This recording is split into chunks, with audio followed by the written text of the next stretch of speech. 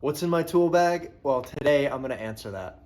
Hey, welcome back to the Handy Manual, your spot for tips on tools, work vehicle optimization, and how to be more efficient on the job. Today I'm going to take you on a tour of my tool bag setup and show you the evolution of how I got to the one I currently use. It's been a fun process to see what works for me over time. If you're just starting out as a handyman or a tradesperson, hopefully this gives you a good idea of how to load up your tool bag. So let's jump right into the tour. So right off the bat, you can see the tool bag is rectangular. I found this works best for me. You can store big tools in there like your hammer, pry bars. I got my drill. So we'll go right in here and I'll show you what the contents in the bag currently right now. So as you saw, I got my drill. It's a Milwaukee. It's the Surge. Really powerful drill. I just got some nail filler. Dries really quickly. You can paint and patch in one day. Just got a sanding block with a medium grit and fine grit. My Carpenter Square. I really only use this if I'm framing. This isn't an everyday use type of thing, but it's really nice to have these notches so you can just run clean lines all the way down the piece of wood you're cutting. So here I got my magnetic wristband. This thing comes in handy so much. Just if you're going up and down a ladder, you can just keep all your screws, nails on your person. So continuing on here, let me show you my organization system for small parts. So I recently got this,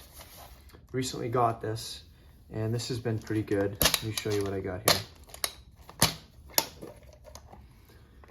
These are my go-to anchors. They're easy anchors. You can get them at Home Depot or Lowe's. These ones hold 75 pounds per anchor. I recently was walking through and I saw that they make a new anchor that holds up to like 200 pounds. So these are really all that you need for drywall. I use them for any size, hanging pictures, all the way up to heavy mirrors. So these come in handy. I get some smaller anchors here. These are good for like if you're installing a towel bar and you get a drill through tile, you can just pop these little guys in and they get pretty good hold. Just got some random nuts and washers here, a couple small screws, but that's about it. This is basically all I need to get the job done in a customer's home. All right, so continuing on inside the tool bag here, I got some 3M Low Adhesive Tape. This stuff is really good if you're using on a painted wall or something. There's a low risk of this tape peeling off the paint, but I use this for caulking around tubs, different things like that. Got my hammer, nothing special, just a Husky hammer. All right, I got a couple of U-tainers here. These just hold some extra large hex bits. And this one holds my other drill bits. I got a bunch of different things in here. Get some countersink bits. I have a metal step bit. I got a magnetic bit to hold screws, say if you're on a ladder or something, and just some odds and ends. I got the tile bits. So this view-tainer is really great to keep all these items in one spot instead of having it splayed out all over your tool bag. All right, so around the perimeter inside here, I just got a nylon brush. This is good if you accidentally spill some paint on a floor mat or a rug. You can just use some, say, goof off and just scrub that right out. Got my vice grips here. These are great. I also have right next to it a smaller kind of needle nose vice grip. Use these a lot. Pliers here, needle nose. Got some tin snips. Sometimes you gotta fabricate some aluminum. One time I made a rain diverter and these came in handy. Over on this side, I got just a small little kit of pry bars. These are good for removing trim, whatnot. You don't use these too much, but they come in handy every once in a while. If I have to utilize like a zip tie, these can just cut them right off. I got a few chisels. woodworking chisels. I've got a cold chisel for masonry. Here I just got a couple putty knives. Just got a quick clamp here. This is good for holding pieces of wood if you're gluing. Now this is my tape measure. It's a fast cap tape measure. This comes in handy if you need to draw dimensions out here. Super helpful. So this is where I keep my marking tools from hanging pictures.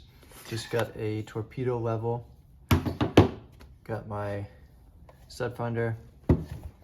Another stud finder that's just a magnetic piece that you run around along the wall. See drywall screws. Got a long drill bit. Got a flashlight. Some super glue. This is just a prying tool here that I use to get out rotted wood. Got my knife, DeWalt, some spare blades here, and I've got a can opener, paint. So over here, I just have some combination wrenches. Here, this is where I keep all my screwdrivers. Just got some different bits in this guy here. I've also got a small screwdriver to get in tight spaces. My marking tools, got a black and red Milwaukee marker. I recently got this new pencil. It's a Carpenter pencil, but it's like kind of a mechanical pencil. Always Stay Sharp pencil. That's what it's called. So you just literally pop that out. Voila, there you go, new tip. So with this, I use in combination with this to erase my markers. Just keep some Allen wrenches. I got metric and SAE. And here, this is just a chuck that works with my impact driver. So it turns it into a drill.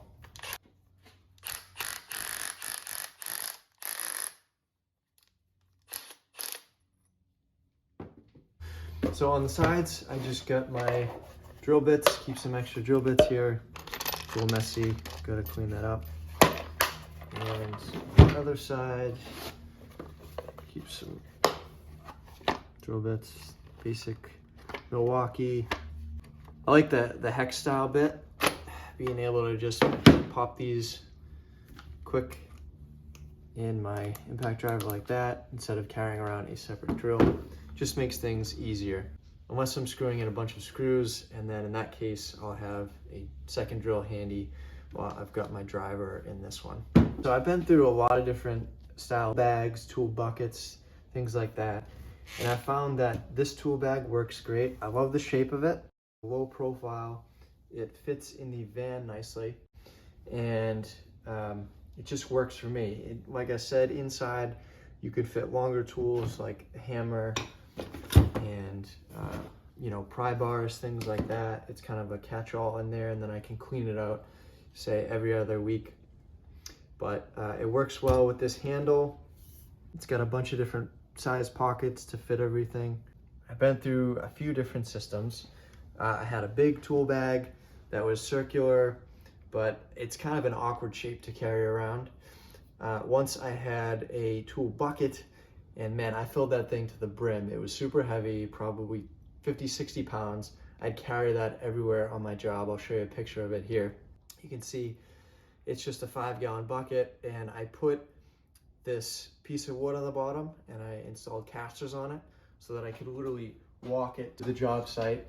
I installed a strap on it so I could carry it upstairs. I had a rubber handle that fit over the existing typical 5-gallon bucket handle, and I used that for a while, but it really didn't work. Again, it was circular, so it was kind of an awkward shape, and it was just too heavy. I carried too many things in it. Then this was the next stage here, and what I love about this is that it's cheap cost-wise, but it doesn't sacrifice the quality of the build. I think the previous one I had in this lasted me about 2 years, so it held up. You know, it lasted 2 years before the pockets started to rip a little bit. but for the price, I think this is like between 12 and 15 bucks. You can pick it up on Amazon. I'll leave a link in the description. And it's just an all-around good tool bag. I haven't had any issues. It also has these kind of rubber feet on the bottom, so the bottom doesn't get torn up too badly. And I just really like it. Hey, thanks so much for watching. I hope that gives you an idea of how to construct your tool bag and to realize that it's a process that evolves over time. If you got some value out of that, I'd love it if you could hit the like button. Also, comment below to let me know what you'd like to see on future videos. Until next time, be well.